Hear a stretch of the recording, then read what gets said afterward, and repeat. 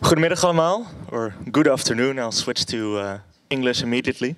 On behalf of the Beta Bali, I would like to welcome you all here in Theater de Veste.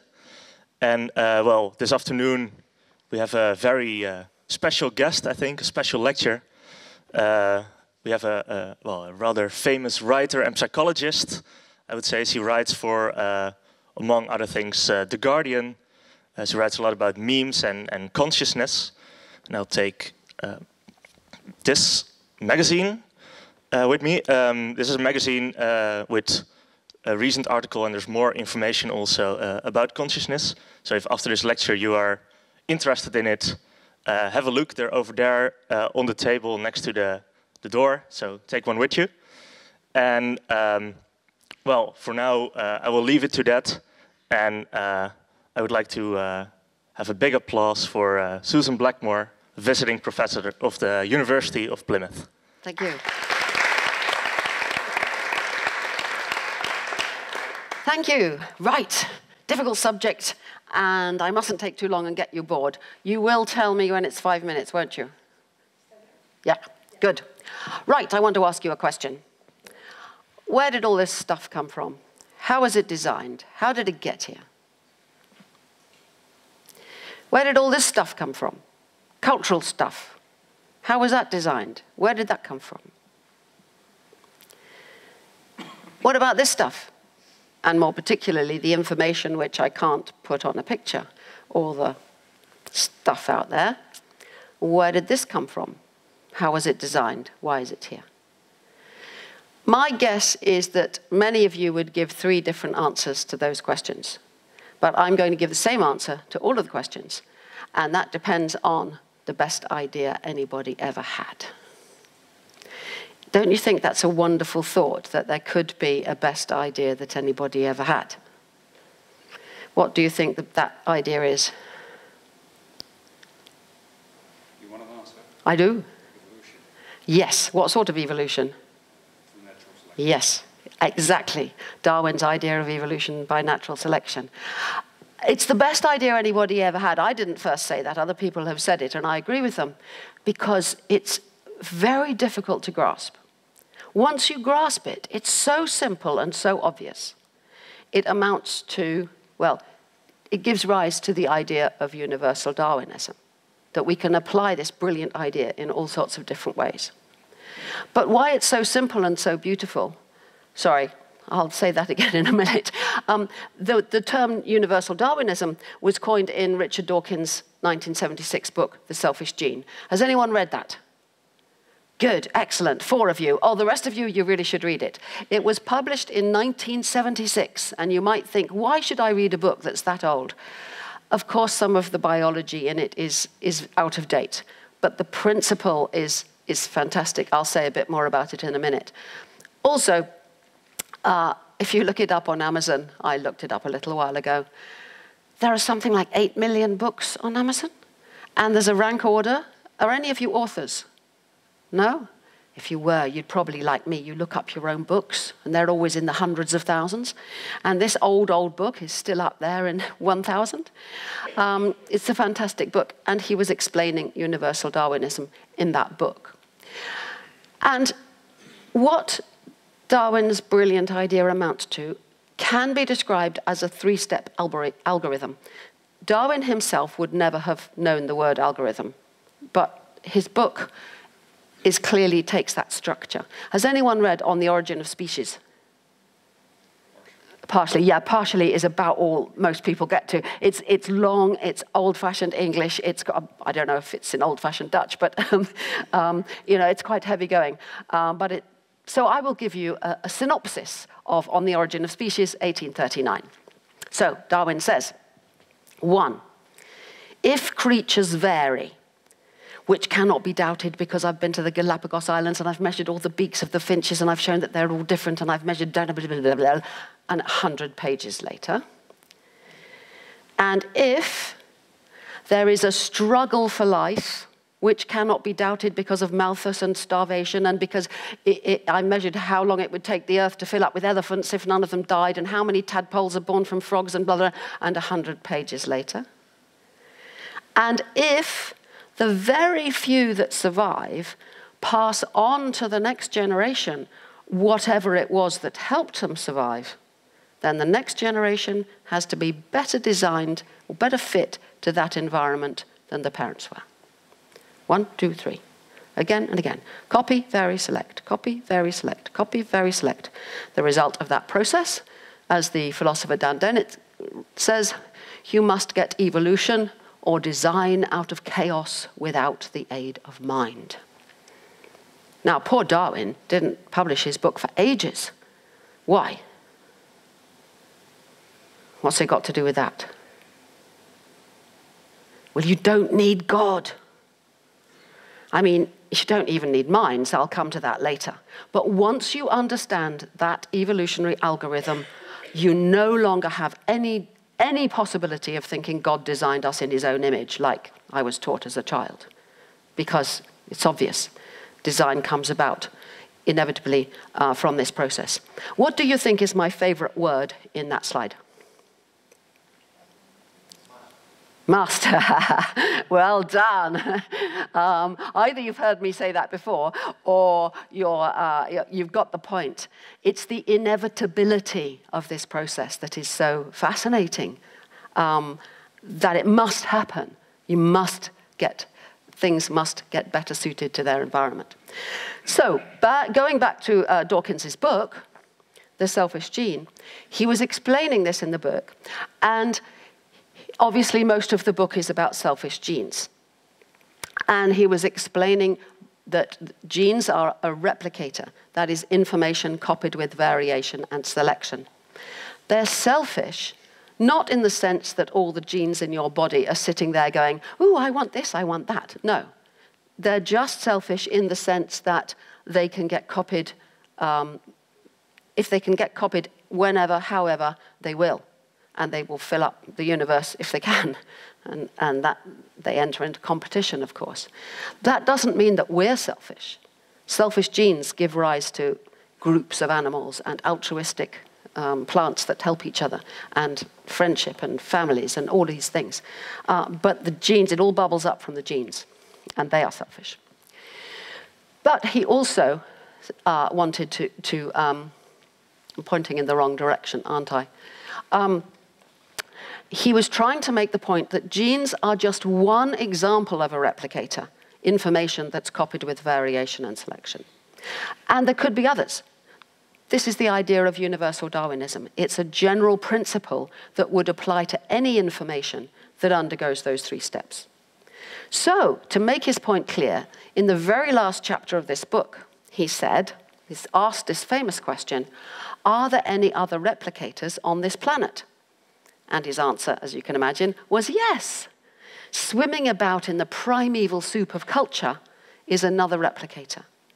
All the things that we copy from person to person to book, book to person, person to sofa, sofa to person, everything that we copy. Because we humans, unlike other species, can imitate, and we're copying each other all the time. So, he said, I need a name for the new replicator. I need a name for the new replicator. I want a word that sounds a little bit like gene. I hope my classicist friends will forgive me if I abbreviate the Greek word mimeme, which means that which is imitated, to meme. And that is where the word meme comes from that book. So the fundamental definition of a meme is that which is imitated.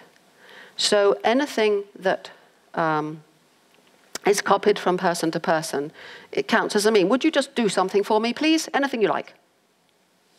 Oh, all right. Now, that's a meme. It's not a very good meme. It's not a very interesting, sorry to be rude. It's not a very interesting meme. It will die out straight away. I am not going to go out in the street and go, copy this.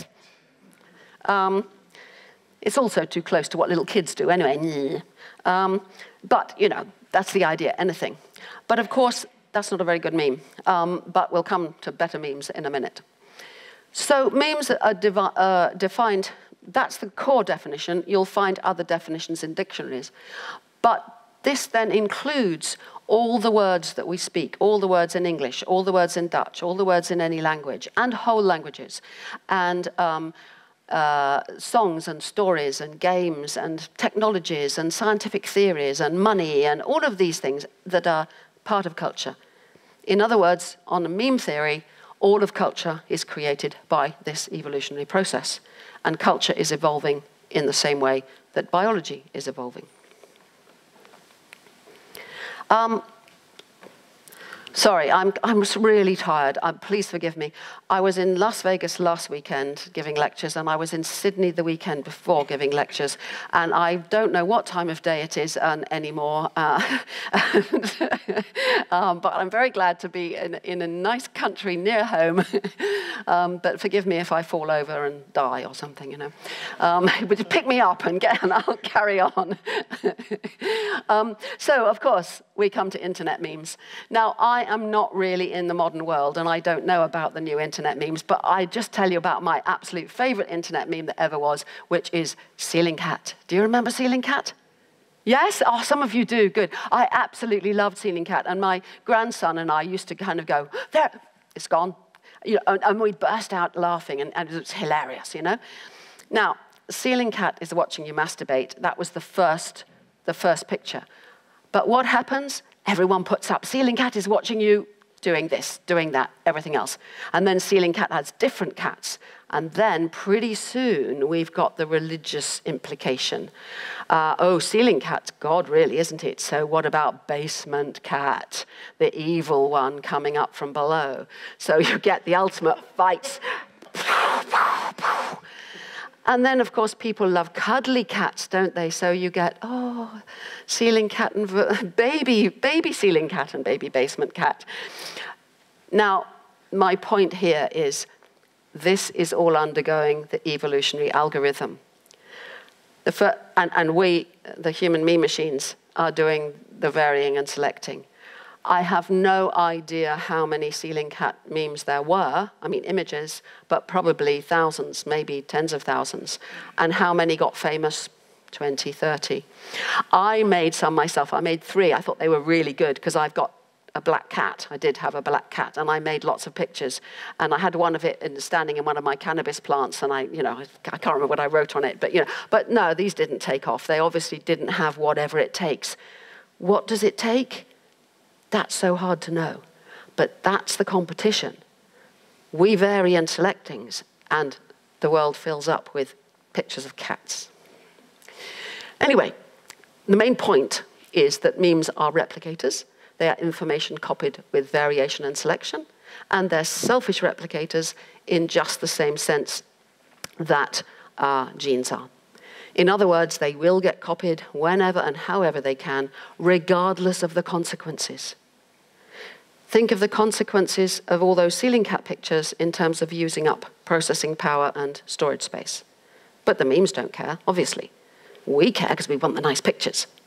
But they fundamentally don't care. So we are the meme machines.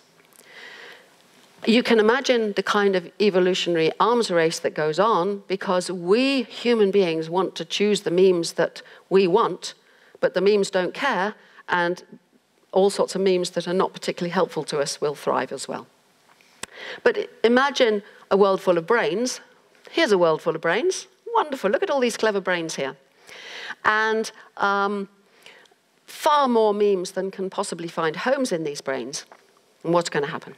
So imagine, if you will, just think when you woke up this morning, what were the first memes that hit you? You might have spoken to somebody. That's words, that's a meme. You might have turned on the radio or the TV and listened to the news and Trump, Brexit, oh, go away. You might have read the newspaper. You might have, I don't know what oh, it's Sunday. You might have, I don't know, seen the cornflakes packet. These are all memes coming at you.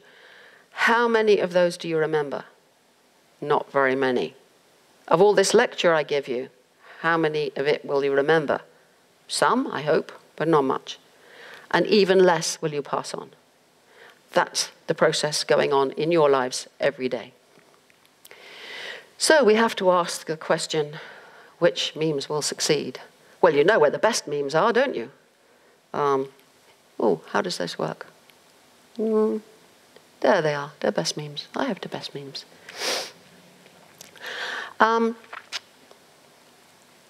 So we have to think that some memes win because they're good or useful or true or beautiful. They're good for us.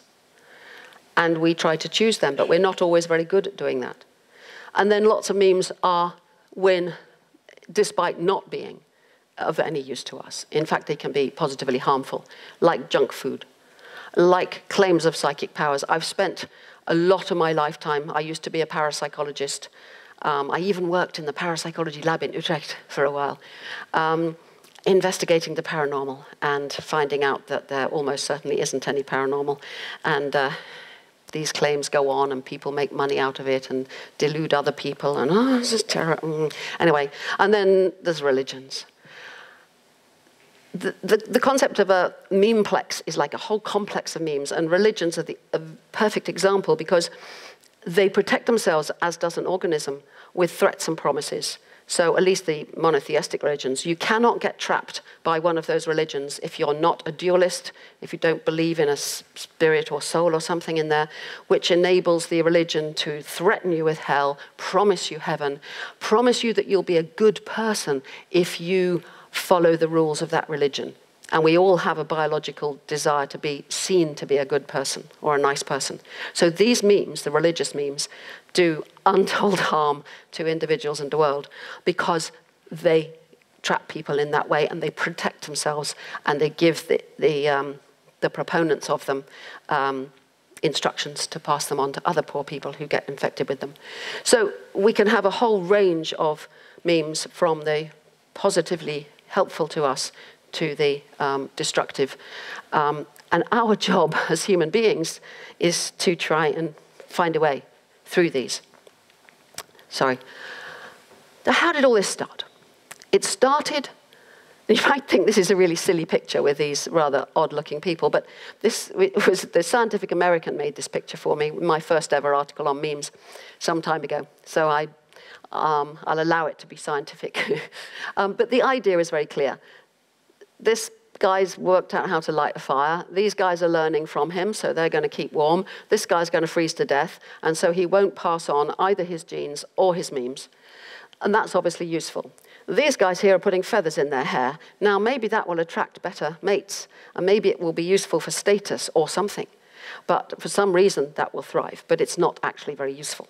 So we have no idea, of course, what the first memes were, but we can kind of guess that. But the reason why we are so different as human beings in this theory is because we alone can imitate. Now, you may think other species can imitate, and it's true up to a point. Songbirds imitate songs. Whales and dolphins imitate songs underwater. Some birds can imitate quite well, particularly crows and magpies. But most species can't. Now, up here is, that is Chantek, orangutan. I made a TV program some years ago about, it was called The Cleverest Ape in the World. And in the end, it turned out that I wasn't the cleverest. There was a chimpanzee who was cleverer than me. Ta-da! That's television for you. Anyway, I went to visit Chantek, and he was then 28 years old. And for 26 years, he'd been trained to imitate. And he could just about do it very slowly. And with a huge effort, you could see him struggling, you know. And the trainer would say to him, Chantek, Simon says, put your hand on your head. And he would very slowly, you know, and he could just about do it. Now, we are different. Do you know the game Simon Says? Yes? Anyone who's forgotten, because you may not have played it for a while, we're going to play Simon Says. Okay, so if I say Simon Says, put your hand on your head, then you put your hand on your head, please. If I don't say Simon Says, then you don't do whatever it is. Okay? You ready? Right. Simon says, bang your foot. Simon says, bang your leg. Simon says, pull your ear. Simon says, rub your nose. Put your hands in the air. Ha, ha, ha, ha, ha. 2 of you did it. Sorry to laugh at you, sir. But thank you, because if no one does it, then my demonstration has failed. The point is, for us adults, it's quite easy. But for children, it is very difficult to suppress imitation. So if you go to a birthday party with 5-year-olds, nearly all of them will do this. And the 7- and 8-year-olds will go, because it requires development in the frontal cortex, which isn't fully developed until about the age of 20, 21. Teenagers, beware. So I'm just emphasizing how different we are as a species. We take imitation for granted. We think, oh, pooh, imitation, that's not very creative. In my opinion, as you can see, it's the very foundation of creativity. First imitate, then put together all the things you've imitated in new and interesting ways. That's what creativity is, and that's why it happens without the aid of mind. Well, it kind of is the aid of mind, but the mind is the mixing up of old memes, rather than some kind of magical thing. I love this picture of the little boy. So, we can think about replicators in general. If we want to ask which memes will succeed and which won't, as I said before, with ceiling cat, you can't really predict exactly. But the general principles are fidelity, that is the accuracy of copying. Fecundity, that's how many copies. And longevity, how long the copies last. So if we look at what's happened in human culture, then we can see that if we did begin like this, and we get like this. But things like dancing, for example, if I do some dance, don't know, that wasn't very, probably you could copy it, but it's very difficult accurately to copy bodily movements. But it's quite easy to copy words because we've learned how to divide sounds up. So if I say to you, gibbly gobbly. Yeah, see, it's easy. Whereas I think you'd find it difficult to do exactly the same movements. So that's a difference in fidelity that comes about by digitizing things. And of course, books are more digitized. And we can see in the history of this process of digitizing, writing, turning sounds into language by breaking up words makes them a higher fidelity copying. And then you start writing them down, and it increases all of those things, particularly the longevity. That tablet there is probably thousands of years old and still here. And then you get printing, and you can get far more copies. Not necessarily long-lived copies. Newspapers don't survive very long. They throw them away the next day. But books can last a very long time. Then also we have to think about transport. Because even if you have books, if they stay in one place and don't get very far, then nobody knows about them. But once you start to have faster travel, cars, trains, planes, I suspect that the fact that all over the world people are moving into cities is because there are far more memes in the city, and there's always going to be some meme that's going to capture anybody as susceptible to something. And if they can travel, they will, and they'll find more exciting things there, and they don't want to go back to the beautiful countryside, where they would probably be much happier and more relaxed. Well, not necessarily, but we go into the places of memes. And then, of course, we come to all this modern technology, which increases the fidelity of copying dramatically. If you send an email to your friend, you'd be very, very surprised if it turns up with a mistake in it. It just doesn't happen. I expect it happens occasionally. But the machinery is so good at copying stuff. And there'll be copies of, if you write one email, how many copies are there of that email in the world? I don't suppose anybody knows. It's all split up for packet switching and sent all over the place to different servers, and probably multiple times, and then it's all put back together somewhere, and then that's not the end destination. It goes to somewhere else. Some of those will be wiped out, some won't. Who knows? But the copying fidelity is very high, and the fecundity is potentially very high. If you put something on your website or your Facebook page, millions of people can see it. Longevity, ooh, how long is this system going to survive?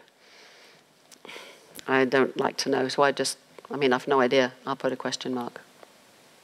So, for some time, and this really goes back 10 years to my TED lecture. Have any of you watched my TED lecture? well, that was the very, very first time I was thinking about this question. So my question is, all this digital information that we're throwing about, is that just more memes, or is something else happening? Could we have a new level of evolution building on the last? In other words, we had genes and memes building on top of the genes. Could we have yet another level building on top of that? In other words, I'm asking whether there's a third replicator. And to answer that question, I thought, well, how will I know? And I thought, I think I'm just going to miss all this. I think it's too complicated. I thought, if there is digital information based on silicon machinery that is doing all three processes of copying, varying, and selecting on its own without human intervention, then that would count as a new replicator. So I asked myself the question, is the copying going on? Now, when I did this in the TED lecture, I really wasn't sure at all. I really, really wasn't. 10 years have gone by, and what's happened? I'm sure, absolutely sure now. And that's really what I would have predicted, but I didn't know how it was going to turn out. The copying then was certainly happening. So lots of programs, algorithms, systems out there somewhere in servers, in the web, in the cloud. It wasn't a cloud even then, was there? Is copying information. That email I mentioned will be copied and copied and copied and copied, and then replied and copied, and then, and you get these chains of them. What about the variation, though? Are the machines out there doing variation? And are they doing the selection? Yes. Think about Google. You put in a Google search. Okay, it needs a human in the sense that you put in the phrase or whatever it is you want to find. But then what does Google do? It copies masses of information from all over the place. You can see that, it takes half a second to study hundreds of thousands of documents. And it selects from those to give it to you. And that selection will be unique, or perhaps not unique, but it will be different for you than it is for you than it is for me, depending on what other things you've searched for before. So it's all the time creating new selections, new combinations of things to put up on that first page. So that's doing all three. What about Amazon? I imagine that somewhere out there in the great whatever it is, Amazon, or some bits of Amazon, some distributed parts of Amazon, know every single thing I've ever bought online. And that information is valuable to some corporation, which is also largely existing in digital form out there, that wants that information to use to send you the next advert. Now, there are not people sitting there going, "Ooh, look, she's bought that. Shall we send her an advert for that?" Like I get all sorts of suggestions for carving knives and pieces of wood and stuff, because I once bought a book about wood carving for my husband, who does that kind of thing. So, they get it wrong sometimes. But, this is all algorithms doing this. It's not somebody sitting there. So that's another example. Or some of you are students. Which of you are students? Have any of you ever bought an essay? Ooh, you wouldn't like to admit it, would you? Some of you shaking your heads, quite right too. But I'm sure you know it's quite easy. Let's say the deadline's tomorrow and you haven't written your essay. Well, you just go online and depends how rich you are.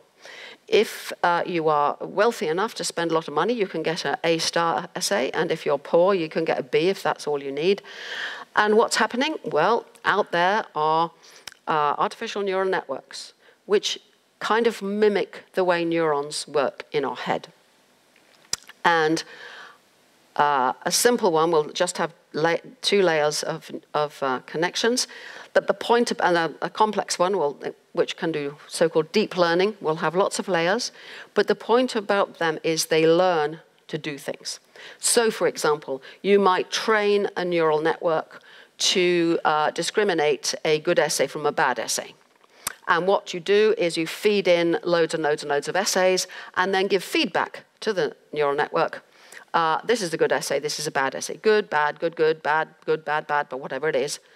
And on that basis, the neural network learns. Now, what's interesting about this is that you as a human being can look at the network after it's all settled down using some algorithm to put the learning in place, which changes the connections between all the units. But you don't know how it's done it. I mean, you can see that it's learned what it's learned and what information it had, but and you can look at all the connections, but you can't really understand exactly what's happened, the same as in the brain. So out there are all these things writing essays, and people are buying them. Money's going to and fro, but it's written by machines. I read the other day about a new system for writing product descriptions. And apparently this thing produces 20,000 lines of product description every minute. Think of the amount of stuff. Now, all those three processes are going on there. Well, I thought, like Dawkins, thinking, what shall I call the new replicator? And I thought, I don't know, it's got to rhyme, genes, memes, and something eames, what, you know, and I said teams. And then people started thinking I was talking about football or something, and I'm like, oh, for goodness sake, and they spelt it wrong. So I changed it to Tremes, for try, for three, you know? I don't think this is really a very good meme, but I also put an article in New Scientist magazine in England to ask people for names. I thought that's the way to do it, get everyone else to think of a good name. And they suggested 23 different names, and hardly any had more than one or two, people. So I've ended up with Tremes. So that's what I call them, for better or for worse. So these Tremes, if I'm right, now I must say this, most scientists I know, even people working in cultural evolution theory, do not accept memetics. They think it's rubbish, they think I'm rubbish. That's fair enough, that's up to them. Even fewer think that the idea of a third replicator is any use. That's why I just go around telling people about it, and if it's any use, other people will use it. If it's not any use, I apologize for, well, no, I hope it will be interesting to hear about it, even if it turns out to be rubbish. But I do need to be clear about that. But an interesting question arises because Tremes, if that's the right way of looking at what's going on, are selfish replicators, and they will get copied wherever and whenever they can, regardless of the consequences. So this question arises, who benefits? What concerns me and concerns a lot of other people is kids learning from a very young age to use these machines and the kind of stress that they are now under. Now, we don't know, there's lots and lots of psychological research going on. Lots of people suspect that it's Facebook and Instagram and all these things that are putting untold stress on kids, and we have hugely increased levels of depression and anxiety and suicide amongst kids in Britain. I don't know what the situation here is. A lot of people speculate that it's because of this. It may not be, but the research is going on and we'll find out. But when you think about it from a memes and Tremes point of view, what is happening is we're biologically, from the genes point of view, biologically, we are animals who want to be popular. We want to be liked. We want to be seen to be good. And the memes play on that. And then this digital machinery plays on top of that and sucks us into an endless cycle of keeping the phone on and, looking at it all the time. So it wouldn't be surprising if it is kind of stressful. And I guess we fight back and learn not to be too stressed. But I fear that we make a lot of mistakes in the way we think about these things. So this was in the paper very recently. Mark Zuckerberg turned off these robots because they started speaking to each other. They started inventing a language of their own. Well, what they said was very boring. They said, hello, hello, goodbye, hello. It was really funny words. They weren't saying any much. And he said afterwards he didn't turn them off for that reason. He turned them off for some other reason.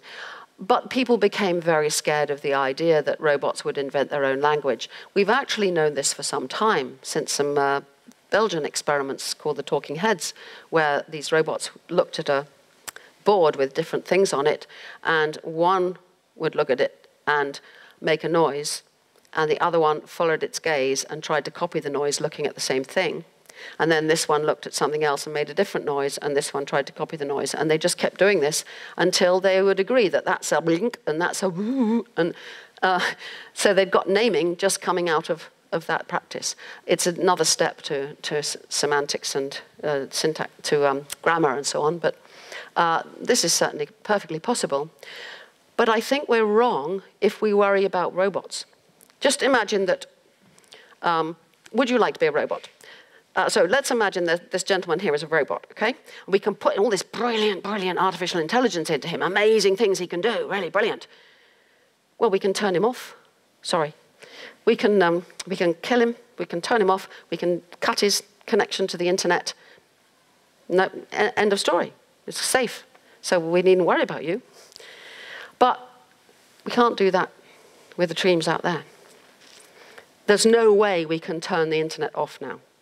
Just imagine that we killed off 99.99999% of all the computers in the world.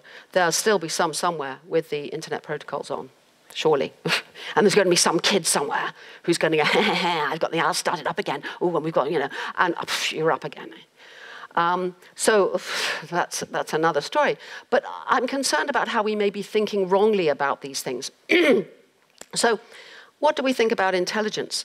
Again, think about your own intelligence. Where is it? It's very tempting to kind of think of our intelligence like ourself, our consciousness, our free will, our intelligence. We kind of imagine that they're all inside of us, in our head, and we imagine robots doing the same.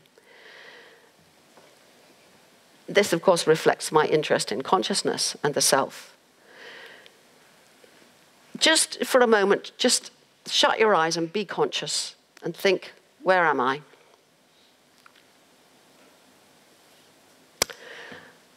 Okay, does it seem a little bit like that? Do you're kind of inside your head looking out? I mean, I know you don't think there's a sofa in your head, but do you feel as though you're kind of in charge of your body? You're in there, you're intelligent, awake, conscious, and you're in control of the body.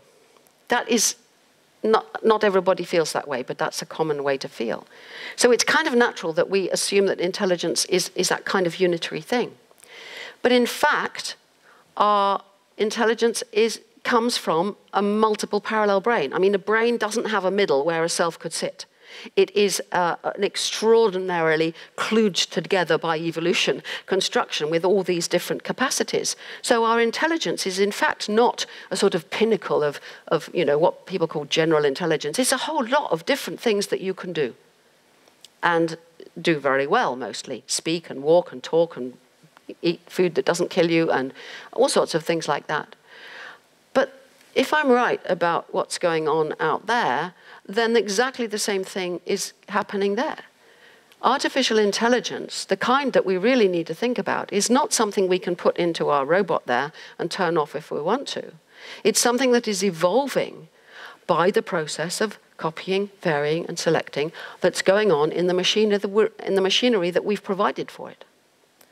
So we could say that in the way that when our ancestors began to imitate, it let loose a second replicator, the memes.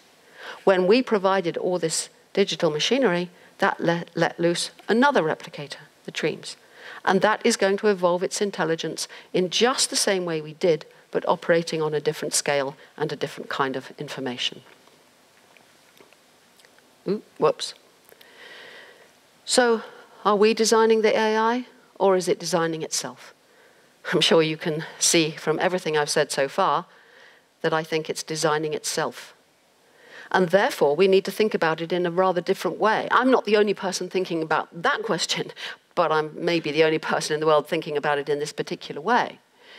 But I think we need to stop being so certain about, oh, maybe the battery's gone, or maybe, can you advance the slide for me?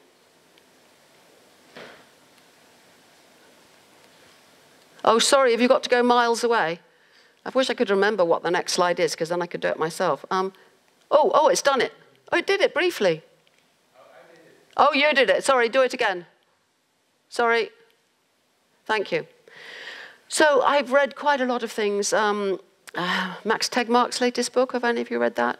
And various other books that I've read, and articles as well, where people are saying we must imbue artificial intelligence with the right morality and the right ethics. So with an example of a self-driving car, a self-driving car is a bit like a robot. I mean, you can turn it off and put it, you know, bury it. You can do all sorts of things with it to get rid of it. But people are thinking, well, should that car, if it's going to crash into a barrier and kill one person, is it better to do that, kill itself, or divert in there and kill 3 people? Oh, and there's a little toddler there. Oh, look, in a little baby in a pushchair. Oh, you don't want to kill that. Oh, is that more valuable? Or what about an old granny? Nah, grannies like me can go. Nah, babies are much more important. I mean, how do we do that? That's perhaps reasonable when you're thinking about self-driving cars. But when you're thinking about an evolving intelligence out there, artificial intelligence in the broad sense, where is its morality going to come from? Well, if I'm right, it's going to come about in exactly the same way that ours did. The reason we have morality and ethics is not, in my opinion, because some God gave them to us. It's because we evolved as a social species where it's very important, firstly, to love your children and protect your own genes. But secondly, we can't live as human beings without living in groups and caring about our friends and helping each other and building up trust. And it goes wrong and then we build it up again and so on and so on. This is where our morality comes from, and all our arguments about well, you know, what matters most, human suffering and how we reduce it, and all of these difficult arguments. Now, that's come about through an evolutionary process. The same thing will come about through the Treme evolution. But what will matter to them? Will we matter to them? Well, at the moment, we'll matter to them, because without us, there wouldn't be electricity power stations and more servers being built all the time. And this is itself, can you put the next slide, please? Oh, don't worry, I can stop and not have any. Oh, you've got another clicker. Thank you very much. Well, maybe I'm just not doing it properly. Maybe my fingers stopped working. Aha. So, thank you very much. What is the role of us human machines now? Human me machines. Well, at its most kind of depressing, it's what I said. We're just providing all this machinery. I read recently an estimate that by 2020, all the servers on the planet would be using 5% of global electricity. At the moment, it's about 3%. It's hard to measure, but it's increasing very fast. Now, this is a worry. The more we put up, somebody sent me the other day, I was in Melbourne and did a lecture there, and they took some photographs. And he sent me a zip file of the photographs. I only wanted 1 or 2. It was 256 megabytes of photographs. I thought, what? Why do people do this? Well, it's easy. That's the phones take these huge pictures and you don't bother to reduce them. And, you know, we're filling up the space all the time. So if I'm right about this, the Tremes are kind of encouraging us to put more and more stuff up, and we keep making more machinery. But if this process is going on up there of its own momentum, of its own evolution, it's going to be taking up more and more space. Then we want more space for us, we'll build more machines. And then it'll take more space, and we're fighting for space. And we'll have, well, I think of it as a kind of dark information, stuff we really don't know what it is, but it's filling up the space and we've got to provide more. This has terrible implications for the planet, and I hope I'm wrong. So we need to think about our role. One idea that I've had is are any of you biologists? One. Well, this is a concept of endosymbiosis. Every cell in your body has all sorts of organelles inside, including the mitochondria, which provide the energy. And it's thought that the mitochondria were originally free-living bacteria that were engulfed by a larger bacterium. And it's a symbiotic relationship because the mitochondrion didn't have to anymore bother about protecting itself and certain other processes, and the big cell didn't have to worry anymore about providing energy, and they work together. And so I imagine us as kind of the energy providers, the machinery providers, while the Tremes are going on doing their stuff out there. That's kind of not a very good way to end up. Surely we can do better than this, but I think if I'm right, and I may be just absolutely talking rubbish, please remember that, but if I'm right, what we need to do now is to think much more in evolutionary terms about what's going on, because our only hope to get a better role for ourselves in the future is by understanding what's going on out there and what we've let loose. Thank you.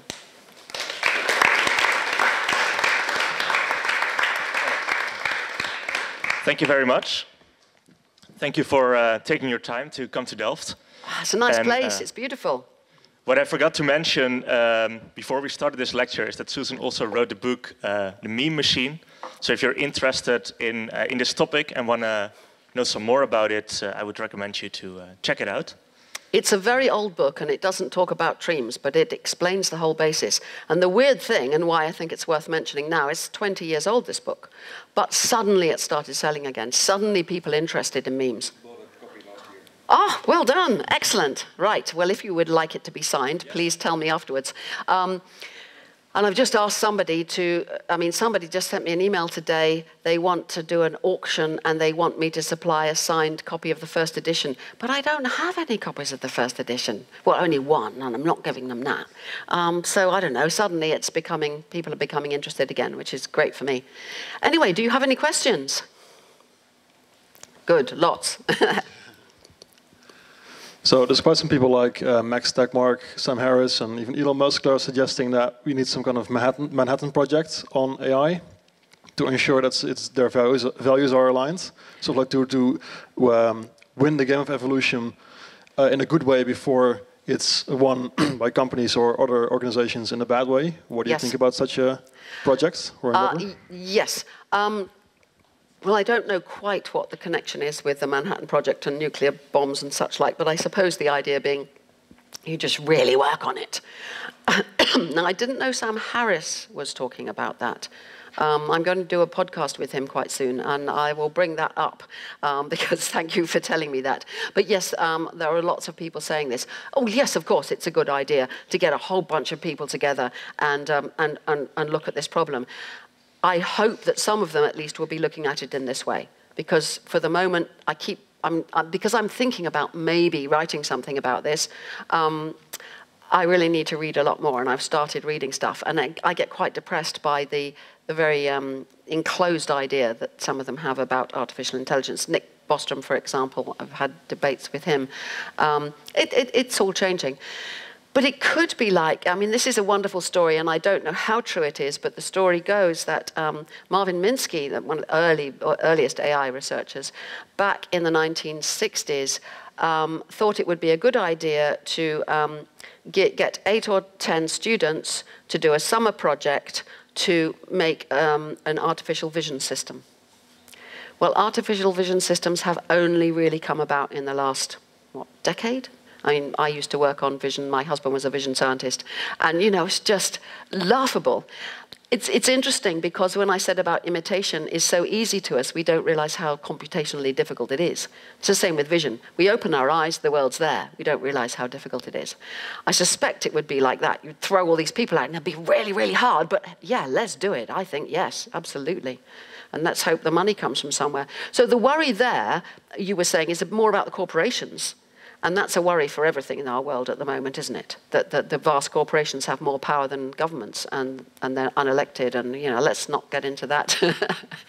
I was at Brainwash yesterday, and there were quite a few lectures about that sort of thing. I got very depressed. But last week in Las Vegas, there was Steven Pinker. Everything's getting better, and the things he's saying are true. Levels of murder have gone down, rape and war, all of these things. People have better food, they're more healthy, and but I kind of have this feeling that it's going like this. Anyway, yes, let's do it. More questions. And I'll try and answer more succinctly. I'll pass on the catch box. So you've got the catch box. Pass it on to the next people.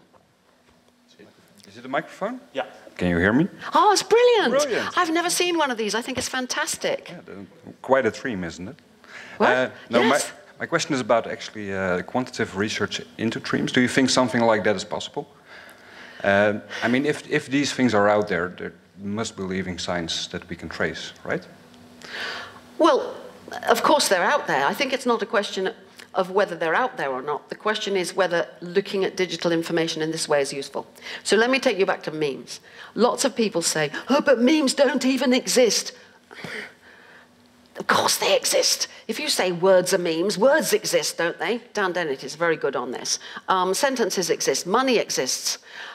The question is not does it exist, but is memetics a good way of looking at it? And I would say the same about Tremes. I mean, all I'm saying is I am giving a name, i.e. it's a replicator, to all the information that's flowing. So all you have to do is pick up your phone and look at something. Well, that's Tremes. That's digital information being copied out there. But in terms of your actual question about quantitative studies, I couldn't do it and I wouldn't know how to. And this has been the same problem with memes. I wrote a meme machine and tried to make some sort of predictions, but it's really, really hard. I comfort myself by saying, well, after Darwin had all his brilliant ideas, it was 50, 60 years before the modern synthesis, which put together genetics and evolutionary theory and suddenly started to make sense of it. We need something we don't have, and I'm not clever enough to find it. So I hope the answer is yes, and I hope clever people like you lot might find a way to measure what's going on. But I don't know how. Sorry. Follow-up question, if you don't mind. So I actually did my master's thesis into quantitative study of memes. Ah, excellent. Good for you. But the problem there is that there's really a stigma on the word meme. I know. And every time I've submitted my paper, it's come back with at least one reviewer being like, well, yeah, it's all nice and stuff, but I just don't believe in memes. So, as you said before, that just happens. The first ever lecture I gave on memes, which was at the LSE in London, I said then, I've seen lecturers go, memes, with a kind of, and I still see it. I might go to some lecture on cultural evolution and they'll say blah, blah, blah, and this, or some people think it's memes. What is it about that word? I'm just using a different word now. What? Behavioral patterns. I think you just drop it from it and then probably you have some more success. Yeah, but it's kind of ridiculous. I totally understand why you would do that. Yeah. But if you say that, not all behavioral patterns are memes. No. Lots of behavioral patterns are genetic. They're, we do them, or they're learned. We learn them. So one example I always give is something like skiing or snowboarding or something, The idea of skiing is a meme. The skis themselves are memes. I mean, the design has been copied and so on. But you have to learn with your own body how to, do the moguls. And that's not a meme. But that's a behavioral pattern. I mean, I can pound the moguls. Well, actually, I'm getting so old now, I probably can't, but I remember what it was like with my Sony Walkman. Anyway, that's going back. So, there's no other word that will do, but I can totally understand why you're forced into not using the word meme. Meme. Maybe it will all change. Maybe it won't. Might. Anyone? Maybe some brilliant student like you will make the breakthrough that shows that that's what we need, that shows that thinking about it in terms of memes and replicators does a better job of predicting something, anything, than other theories of cultural evolution which refuse to treat it as a replicator. You need the replication to actually detect them, I think. Yeah, you need the box if you're speaking. Yeah, no, I'm done. Okay, you're done. I can talk to you later. Yes? Yeah, well, thanks a lot for the wonderful lecture. I was thinking about the idea if there is a third replicator, it will try to replicate itself without thinking of the consequences. And I also think now the semiconductor industry, for example, is investing in the artificial intelligence in the cars. And I can see this as two ways. I can think we have a capitalist system that wants to make money, and artificial intelligence is the way to go for them.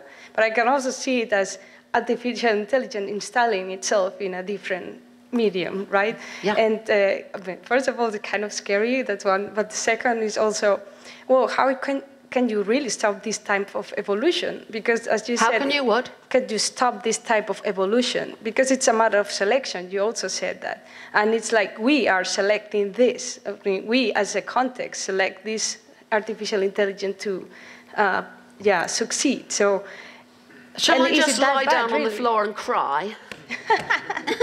No, but is it that bad? If it's a symbiosis, where is the problem? I mean, it would be a foreseen problem, of course, but If it was a symbiosis as I described it, then our life would be as slaves. it would be symbiotic in the sense that the Tremes or Tremosphere would be getting the machinery it needs. What would we be getting? Oh, more images, more internet memes, more Facebook, more communication with each other, more, oh, I'm so important, you know, which we're biologically made to want. It's not a very happy symbiosis for us. In that view, I try to think, and maybe you can think of happier symbiotic relationships. But I must say, coming to the Netherlands and being at Brainwash yesterday and the day before, everybody is kind of throwing at me big corporations, capitalism, the problems of the economic systems in the world, which is not something I normally think about. I'm normally thinking about psychology and, you know, whatever. And I'm really having to think about this, and I don't have any answers. I mean, you're talking about, you know, imagine these big corporations out there which want money. All the people who work in them are kind of, that's their world, to make their corporation do better than the other one. I'm not going to lie down and cry. I'll just say, I hope you lot, younger people than me, can find a way through this. So ask me something nicer, please. Oh, okay. Okay. I really would love, before we stop, to get a picture of this thing being thrown, because I've never seen such a thing. I think it's brilliant. We need them at home. Yes. I had a question, and it's maybe a little bit in line of the questions already asked. Why is Tremes something to be afraid of instead of memes? Because some people would maybe argue that money, for example, or they used to argue that it's also something to be afraid of. So yeah. What's the difference here? Why is Tremes something to be warned and not, again, something like memes that we could use? Well, I think my basic reason, that the argument I'm trying to give here, is that we should only be afraid if we're not understanding it. If we understand something, then we stop being afraid, or at least our fear turns us to do something helpful. That's kind of the point of my giving these lectures, to say, here's an idea, maybe this is happening, let's all try and think about it, and like you said, get a project going to think about it, and then we wouldn't need to be afraid of it. Another kind of answer would be, well, these are very powerful, and probably people were not at all afraid of money for hundreds of years, or when did money really start? I suppose a couple of thousand years ago. It depends what you quite count. But modern money, set loose from gold and so on, is not very old. And in the beginning, certainly people weren't afraid of it. The financial system seemed to be such a good idea. Capitalism in various forms seemed to be such a good idea. It's much more recently we've got frightened of it because of the scale of what's going on. So I think it should be the same with Tremes. I mean, there are lots of wonderful things that we can now do because of all this equipment. Most of my life, if I had a question like, what is this flower, or what is that bird singing? Well, that wouldn't help with that. But what is this flower? Or what was the name of the prime minister in 1900 or something? I would have to go to my row of encyclopedias and know the alphabet and pull it out and look through and it would take ages. And now I just go, okay, Google, who was the prime minister in 1900? Beep, beep, it was, I don't know who it was. Or what's this flower? And it will tell me.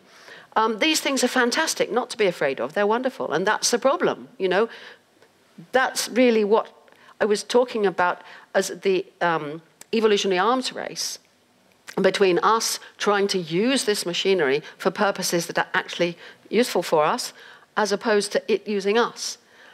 We should be afraid if we're so blind that we don't see its power, but we shouldn't be afraid if we can understand how it works and try to use it for the benefit of the whole planet. Because actually I think we're in such a bad state now, we need to think about the whole planet, not just me selfishly being able to identify a flower or something. We need to think about climate change and sea level rises, and particularly here, but also in England. Sorry, I could go on forever on your question. I'll leave it at that. Don't be afraid. I saw one more question behind you. Yes. I'm still not really sure whether this separation between memes and Tremes really makes much sense. But okay. The questions, for example, we have like money was one thing, but with agriculture or like medicine or whatever, things we don't really understand in all facets. We know it works, but we don't know every aspect of it. The same is true with, but you add a morality dimension to it. So the morality is like a symbiosis, and that's bad or good or whatever. But for example, agriculture, if you put it in morality terms, you can also say, okay, it's good, it feeds us, but you can also say, through this modern agriculture, with so many people on this planet, it really destroys our nature, everything comes from it, so basically we are slaves of the agriculture, which constantly replicates itself. Is there a fundamental difference between those culture techniques and the new ones that you see? Well, I'm defining Tremes as digital information copied by silicon-based machinery. So money is a very interesting example there, because of course we now have digital currencies, Bitcoin and such like, which are also a huge threat because of the amount of power they take. Once you get the first load of them done and you're really mining deep, they use an enormous amount of power. The agriculture is a very important example.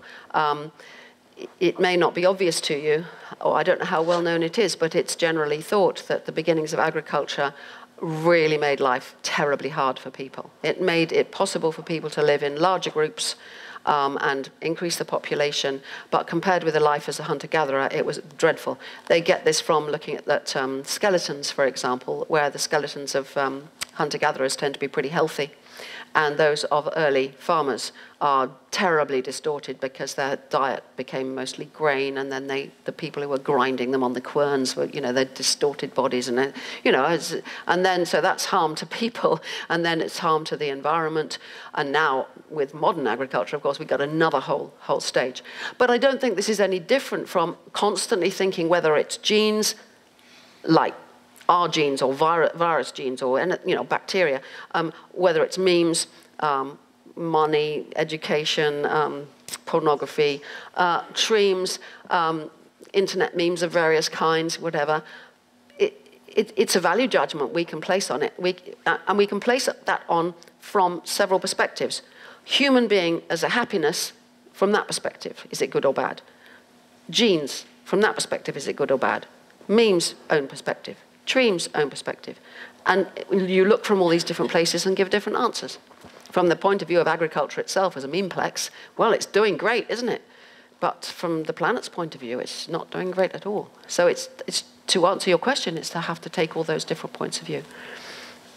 Now, I'm glad to have someone here who's saying, I don't think that this idea makes sense, this separation of memes and Tremes. I've been thinking about it a lot, and I keep coming back to thinking, yes, something new is going on. And I think it is, but I may have got it completely in the wrong way, and I hope by throwing these ideas out, other people can take them further. There's two more over there. If I promise to give very short answers, will you let them, those two, and then no more? Two last questions, then. I have it here. Oh, there's an... Oh, you got it. Okay, it's three, but I promise I'll give very short answers. Okay. Thanks, Susan. My question was about, you presented this third replicator, which is unknown to us, but you also started with genes, and we've studied genes a lot. So we've learned a lot about how they actually replicate and what the consequences are. So can we use that as a basis? So does that mean we already know a lot about Tremes, or can we look at the genetic evolution? Good question. Good question. For memes, I think we can look at memes from what we know about genes. For example, island things. You get a small island, you get new species much more quickly than on the mainland. And those kinds of general principles, I think, apply to memes. Whether they can apply to Tremes, I suspect so. But I need to find the right people. I suspect they'll clump together into the equivalent of selves and that they'll compete and so on. But I think we can learn from that and should do. I'm determined to give short answers. Yes, I'm just about to start my thesis on in evolutionary computing, and it's excellent. About evolving artificial life. And a problem I run into is that in artificial life, the fitness is always defined a priori, while in real life and with genes and with memes, the fitness is defined a posteriori. Yeah, determined by the environment. Now I'm going to try to get it that way as well by using some algorithm to do that. But do you think that Tremes are operating differently replicator-wise? No, exactly the same. Every algorithm out there, every conglomeration of operations out there is competing in a particular digital environment that is going to determine its fitness. But is its fitness defined by humans, so beforehand? I'll say this. It's defined 10 years ago almost entirely by humans, now quite a lot by humans and quite a lot not. Increasingly, as it gets bigger and bigger and it's going very, very fast, increasingly that environment is an environment of other Tremes and other Treme complexes. What would you call them? Tremeplexes, I don't know, whatever, the conglomerations out there of processing capacity and processing systems. So that would be the trajectory I would see happening. Okay, thank you. The wonderful thing about being asked questions is, I mean, I don't know, where did that answer come from? I mean, I'm just trying my best to think, and it's really nice to be pushed to think. I think there's one more. Yes, very briefly. Coming back to the topic of the difference in between memes and Tremes, I was thinking, as you were speaking, does it have to do with memes? The machinery is our minds, right? Yes. The replicate. Do Tremes need technology, right, outside? Yes. So they have their own energy footprint. Yes. Different from our brains, and that's kind of the. Is it that? That's what I'm worrying about. Okay. That's what I'm worrying about. When you say human minds, well, I'd prefer to say human whole bodies, you know, because I'm not sure what mind is really. But anyway, yes, absolutely. And I would say we're giving over more and more of the machinery which we thought we'd made for ourselves. We're giving more and more of it over to this new evolutionary process. That's what I would say. Now, before you all go away, I really want a picture of this, because I've never seen one of these things, and I would love to go and tell people in England, this is what you need. Could somebody in the front row kind of look as if they're about to throw it? Yeah, that's great. And perhaps you can just throw it, and I'll see if I can catch it. At you? No, throw it. No, not at me. Over to the other side. Okay. Thank you.